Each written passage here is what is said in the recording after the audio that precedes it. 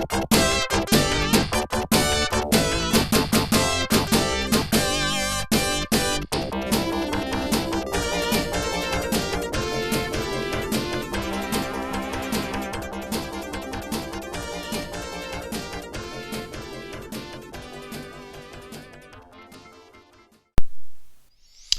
so in this video we're going to continue talking about heating and temperature differences, but we're going to look at how do solids and liquids and at times gases, how do they react to this, right? And so this is very real world driven, okay? So as we add heat, so as heat is added to a material, it's going to want to expand, right? So as you add heat, the particles begin to move faster, and they want to expand that out. So and then when on the other side, when we remove it, it wants to contract. Okay, really, this is the reason for potholes. Right? I mean, in Texas, we don't see many potholes, but if you go into the Northeast and the northern part of the U.S. and Canada and so forth, you will see potholes because you'll get water in. Water wants to expand. Well, what does it do? It breaks down the road, creating holes. Okay, so the change in length of the material is directly proportional to this temperature change. So what we say is that delta L is directly proportional to delta T, right? So this is the relationship, but what I'm saying is delta L is equal to some constant, which we'll talk about here in a second, times the temperature, okay, or the change in temperature. And so the constant of proportionality, so this constant that we're talking about, depends on the material itself. And so something you see is that iron has one constant, aluminum has its own, water has its own, brass has its own, right? Quartz has its own. You're going to see this table over here is just an example of some of them. Okay. Now, what we call that, or this is the process of thermal expansion. So we're going to expand or contract based on the temperature, right, or the temperature change. So the thermal expansion of an object, its change in length, is proportional to both the initial length and the temperature change. And so we're kind of expanding that equation that we were talking about up here, right? We're expanding now and say, now is it not only directly proportional to the temperature, but it's also directly proportional to the change in length. Now, this constant of proportionality, we call it the coefficient of thermal expansion. And it's just simply given the symbol alpha, right? So this is a Greek letter. This is the lowercase alpha. Okay, and so the equation we kind of started it off up top there. We say delta L, so the change in length or the thermal expansion. All right, that's what the delta L is equal to that constant, the coefficient of thermal expansion, times the initial length times the change in temperature. Okay, and so questions that you could see here, they could talk about a road expanding or contracting. They could talk about, you'll see here in this example, we talk about the Eiffel Tower. You could talk about cables, right, expanding and contracting. So if we look at this example here, it says the Eiffel Tower is made of iron, which tells us that right here is our coefficient of thermal expansion. So it's 12 times 10 to the negative 6. I'm going to write that down. So our alpha for iron is 12 times 10 to the negative 6. And you can see that the unit is K to the negative 1, but it's also degrees Celsius to the negative 1. Okay, and so what happens is a 1 degree change in Kelvin equals a 1 degree change in Celsius. Okay.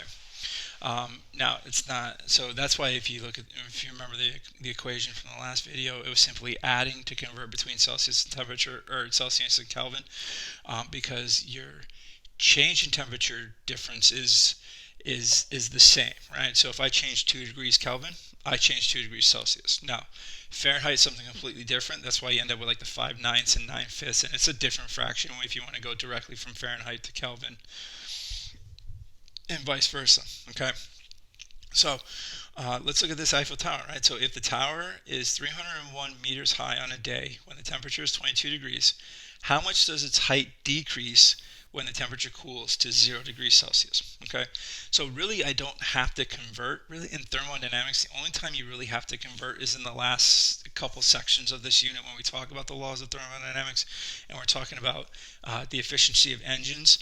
So anytime in the equation has a delta T, you can just simply keep it in Celsius, right? So that's what I'm going to do here. I'm going to say delta L equals alpha L0 delta T.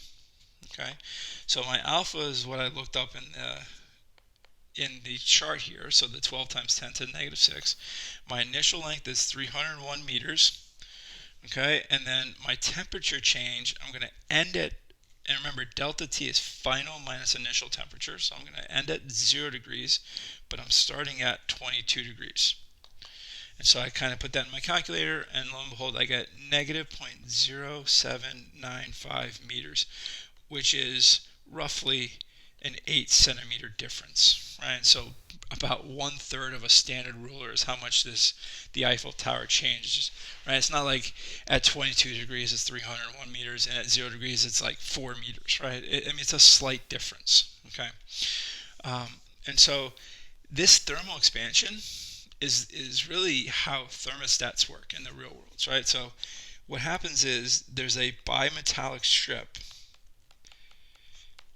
in the thermostat, and so what it is, it's like if I would kind of make this really blown up, and so I've got two metals fused together, okay, and they're going to have different coefficients, right? It could be, let's say, iron and aluminum, right? Because iron is 12 times 10 to the negative 6, aluminum is 24 times 10 to the negative 6, right? So let's just say it's that, right? And so what happens is, as you heat or cool, right, if I heat, this is going to expand at a different rate than this one. So, and what happens is, as it expands, it's going to curl everything. So your strip ends up doing this, right, with the blue on top and the red on the bottom. As it cools, it straightens back out or starts to go this way, okay? And so with the blue on top again and the blue on the bottom. And this is how thermostats work. So inside a thermostat, and not so much the newer ones, but the older ones, probably one like we have in school, there's a metal coil in there that as it heats or cools, it either turns the system off by completing the circuit, right, or turns it on by completing the circuit, and then as it cools or gets to that temperature at once, or that you want, it stops expanding and it shuts the system off. Okay, so that's how they work, and there's like a coil in, and like if you want to say like this is a switch inside, and I set my reading to, let's say, 72 degrees, right? Here's my dial, 72 degrees, and this will expand and trip the circuit, right? Because this is a piece of metal, right? And because it's metal, it'll act as a metallic conductor and trip it until it gets to the temperature. As I get to so let's say it's hotter and I'm cooling, so this means it's tripped, and as it begins to cool, it starts to unwind a little bit, coming off of that central piece right there, and then it turns it off, right? And then as it warms up, it expands again, trips it, cools. Okay.